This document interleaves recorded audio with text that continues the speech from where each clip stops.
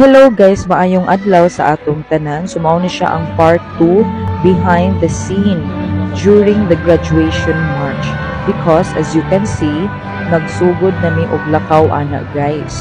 So since letter V man ko as in Vasquez, pinaka last jud mi nga linya. In other words, kami unya ang paabuton adi sir magsugod ang program jud no. So nag-selfie ko guys while waiting. O diba? O, selfie ta pa nagsa kay once in a lifetime opportunity ra gud ni siya no, mga remembrance ba, no? Oo nga na dirian nakapasok ta sa FINMA Cagayan de Oro College. Ang kanang mga tao diya sa ubos mo na mga families, mga relatives, no, sa mga nipaso. Of course, mga supportive jud na sila kay syempre no, mga milestone gud sa atong mga kinabuhi na agad na sila perminti, di ba? Tapos, mauna to sila guys, pag makanaog na, no?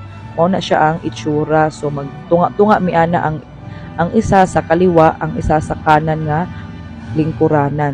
So, mauni mi guys, hapit na mi munaog ani. So, mauni siya guys, katong video na ako nga nagsakay na mi sa escalator, mauni siya.